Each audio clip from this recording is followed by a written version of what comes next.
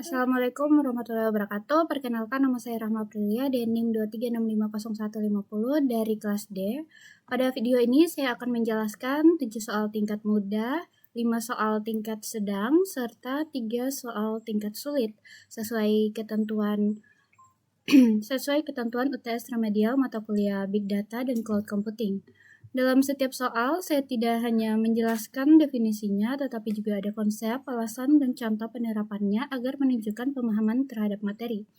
Masuk pada soal nomor 1. Pada soal pertama yang ditanyakan adalah apa yang dimaksud dengan Big Data dan mengapa pendekatan tradisional tidak lagi cukup. Berdasarkan materi yang telah diberikan, Big Data adalah kumpulan data yang sangat besar, terus bertambah dengan cepat, dan memiliki tingkat kompleksitas yang tinggi sehingga melampaui kemampuan alat pemrosesan data tradisional. Pendekatan tradisional tidak mampu menangani Big Data karena kapasitas penyimpanannya terbatas dan proses pengolahannya dilakukan pada satu komputer. Ketika volume data semakin besar dan jenis data semakin beragam, proses menjadi lambat, bahkan dapat menyebabkan sistem tidak mampu bekerja dengan baik. Oleh karena itu, digunakan teknologi Big Data seperti Hadoop dan Apache Spark yang mampu menyimpan dan memproses data secara terdistribusi sehingga pekerjaan dibagi ke banyak komputer dan menjadi lebih efisien.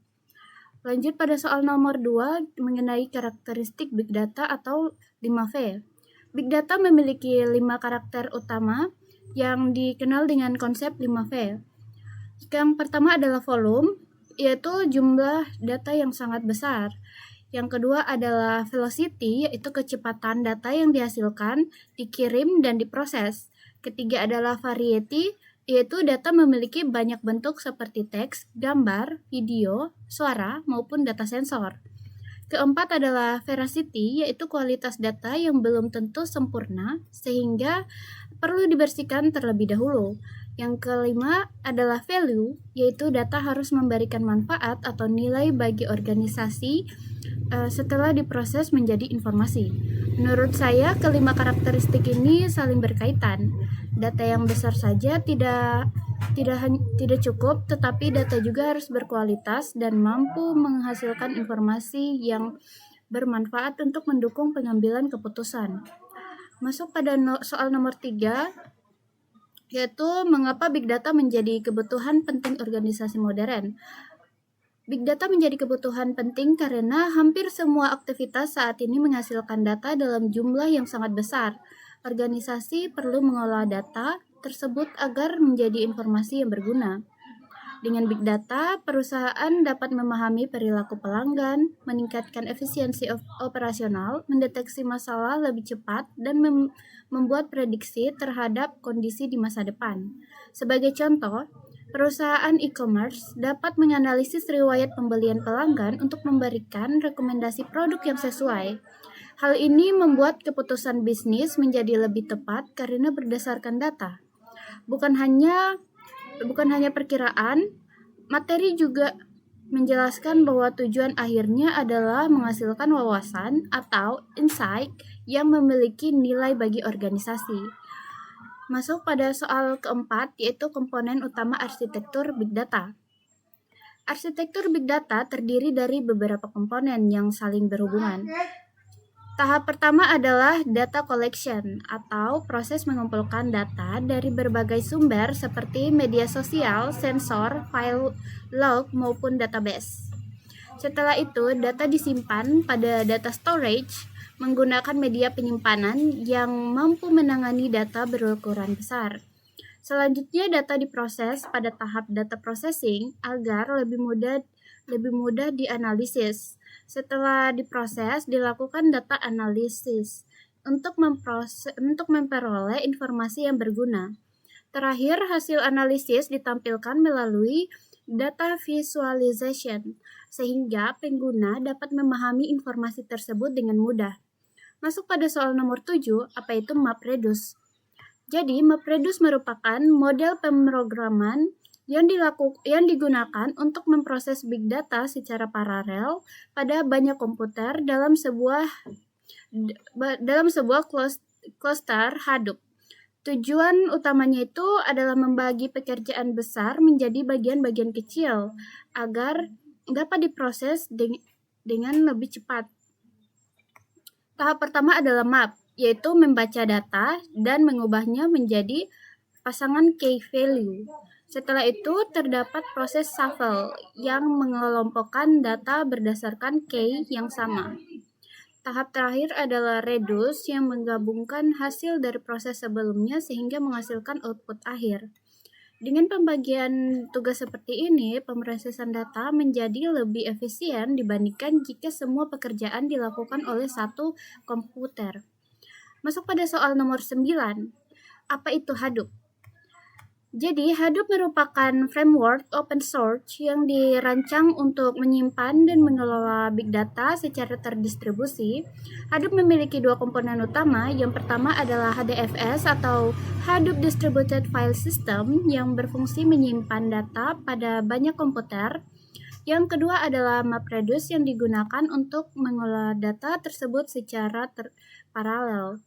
Karena menggunakan sistem terdistribusi, Hadoop mampu menangani data berukuran sangat besar dengan lebih efisien dan tetap dapat bekerja meskipun salah satu komputer mengalami gangguan.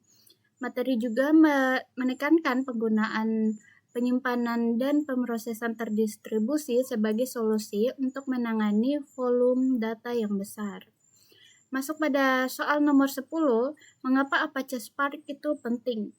Jadi, Apache Spark itu merupakan framework yang digunakan untuk memproses big data dengan memanfaatkan memori atau in-memory computing. Karena data diproses langsung di memori, Spark memiliki kecepatan yang lebih tinggi dibandingkan MapReduce yang lebih banyak menggunakan media penyimpanan disk. Spark juga mendukung berbagai kebutuhan analisis data seperti batch processing, machine learning, sehingga pemrosesan data secara real time. Oleh karena itu, banyak organisasi memilih Spark ketika membutuhkan hasil analisis yang cepat dan efisien. Menurut saya, Spark menjadi salah satu teknologi penting dalam ekosistem big data karena mampu mempercepat proses pengolahan data sekaligus mendukung berbagai jenis analisis modern.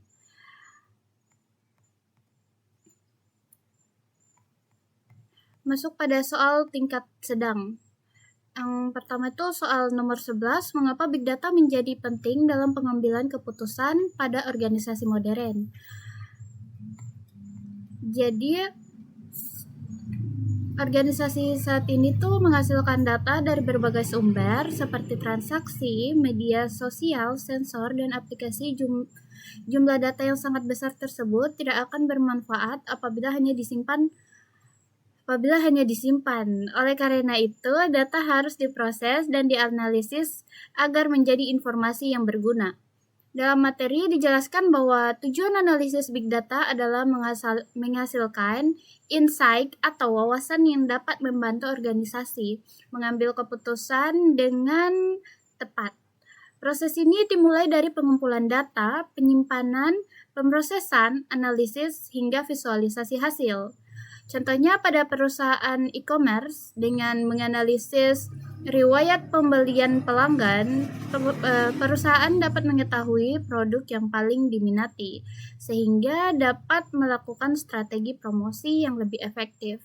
Jadi keputusan yang diambil tidak hanya berdasarkan perkiraan, tetapi berdasarkan hasil analisis data. Masuk soal ke 13, yaitu analisis hubungan antara data storage, data processing, dan data analistik. Pada soal nomor 13 ini, keempat komponen ini saling berhubungan dan membentuk alur kerja dalam arsitektur big data. Tahap pertama adalah data source, yaitu sumber data yang berasal dari berbagai tempat seperti database, sensor, media sosial, maupun file log. Setelah data dikumpulkan, data disimpan pada data storage menggunakan media penyimpanan seperti HDFS, data lake atau database sesuai kebutuhan. Penyimpanan harus mampu menangani volume data yang besar dari berbagai jenis data. Selanjutnya, data masuk ke tahap data processing. Pada tahap ini, data dibersihkan, diubah formatnya, dan diproses agar siap dianalisis. Terakhir, dilakukan data analisis untuk menemukan pola, tren, maupun informasi penting yang dapat digunakan organisasi dalam mengambil keputusan. Semua tahapan tersebut saling bergantung. Jika salah satu tahap tidak berjalan dengan baik, maka hasil analisis juga tidak akan optimal. Masuk pada soal nomor 15, yaitu jelaskan alur kerja MapReduce dari input hingga output akhir.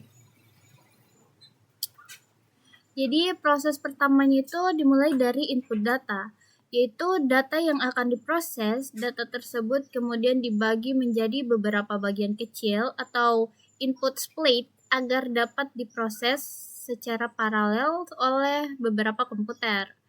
Tahap berikutnya adalah map, yaitu membaca data dan mengubahnya menjadi pasangan key dan value. Misalnya, setiap kata pada sebuah dokumen diubah menjadi pasangan seperti kata dan angka 1. Setelah itu masuk ke tahap shuffle and sort. Tahap ini bertugas mengelompokkan data yang memiliki key yang sama sehingga semua data sejenis berada dalam satu kelompok. Tahap ini sangat penting karena menjadi penghubung antara proses wrap dan reduce.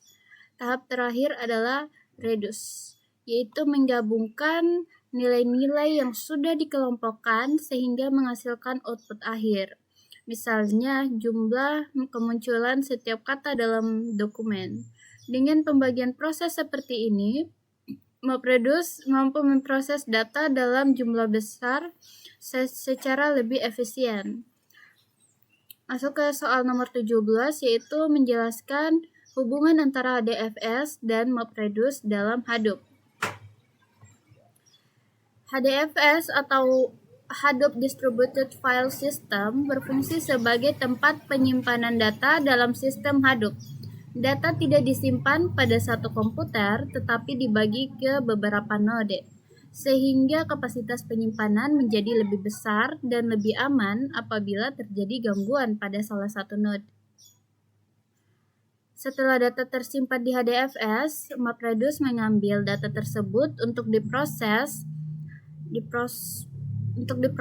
MapReduce membagi pekerjaan ke banyak komputer, kemudian menggabungkan hasilnya menjadi output akhir. Jadi hubungan keduanya itu sangat erat. HDFS bertugas menyimpan data, sedangkan MapReduce bertugas mengolah data. Tanpa HDFS, MapReduce tidak memiliki tempat penyimpanan data, dan MapReduce data yang ada di HDFS tidak dapat diproses menjadi informasi. Masuk ke soal nomor 20, mengapa Spark mampu memproses data lebih cepat dibandingkan pendekatan berbasis disk tradisional.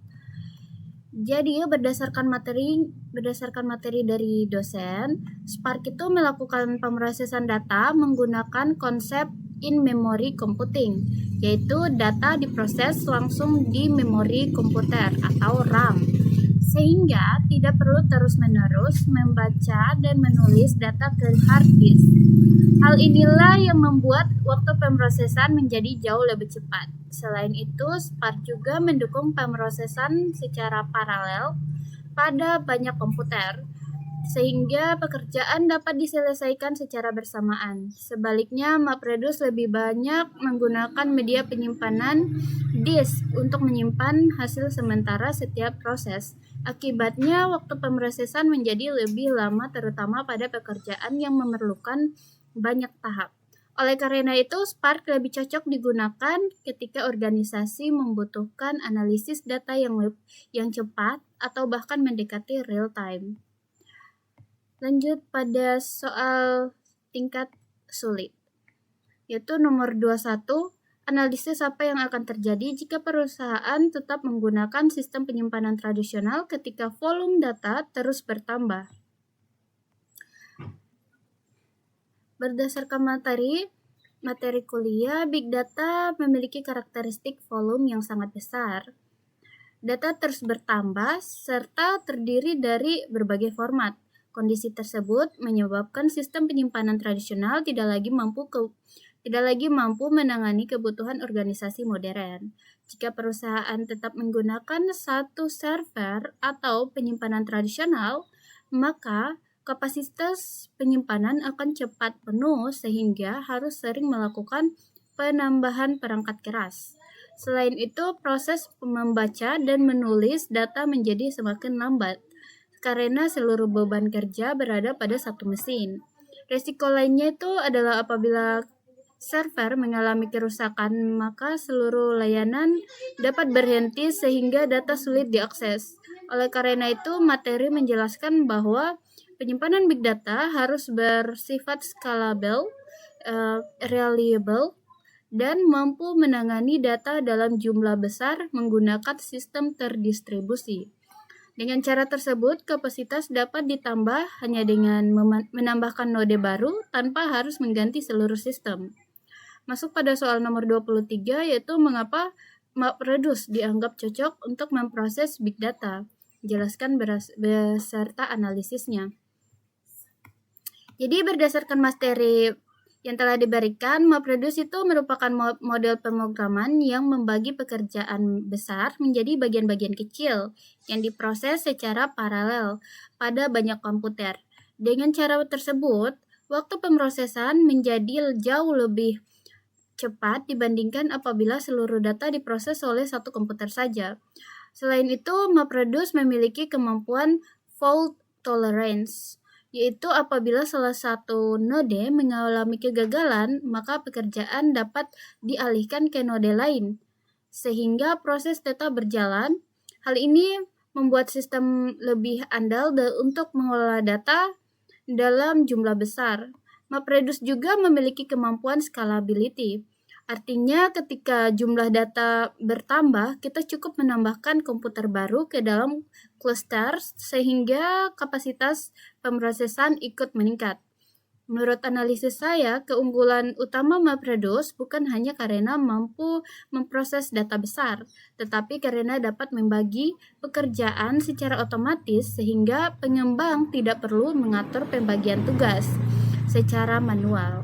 Oleh karena itu, teknologi ini menjadi fondasi dalam banyak sistem big data, meskipun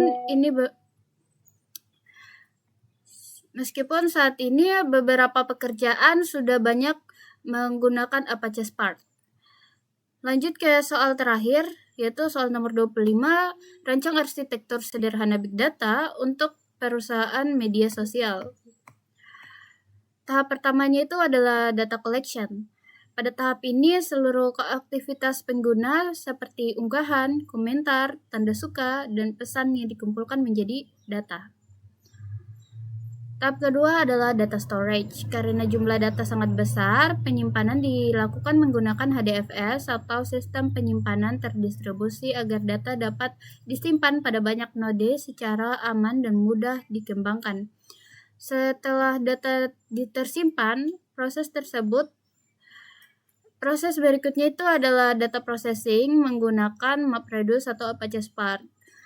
Pada tahap ini, data dibersihkan, diproses, dianalisis hingga menjadi informasi yang berguna. Spark dapat dipilih apabila perusahaan membutuhkan analisis yang lebih cepat karena menggunakan teknologi in-memory computing. Selanjutnya dilakukan data analitik untuk menentukan pola perilaku pengguna, misalnya mengetahui konten yang sedang populer atau waktu pengguna yang paling aktif. Hasil analisis tersebut kemudian ditampilkan melalui dashboard, sehingga manajemen dapat memahami informasi tersebut dan mengambil keputusan bisnis yang tepat. Menurut saya, arsitektur ini sesuai dengan konsep yang dijelaskan pada materi karena mengikuti alur mulai dari pengumpulan data, penyimpanan, pemrosesan, analisis, hingga visualisasi hasil analisis. Sebagai penutup, dapat saya simpulkan bahwa teknologi big data dikembangkan untuk mengatasi keterbatasan sistem tradisional dalam mengelola data berukuran besar. Penyimpanan dilakukan menggunakan sistem terdistribusi agar lebih skalabel dan andal, sedangkan pemrosesan dapat dilakukan menggunakan MapReduce maupun Apache Spark sesuai kebutuhan. Seluruh proses mulai dari pengumpulan data, penyimpanan, pemrosesan, analisis, hingga visualisasi saling terhubung untuk menghasilkan informasi yang bernilai.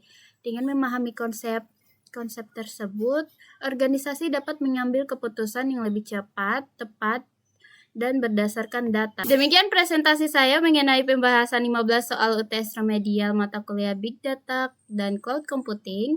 Terima kasih atas perhatiannya. Mohon maaf apabila terdapat kekurangan dalam penyampaian saya. Wassalamualaikum warahmatullahi wabarakatuh.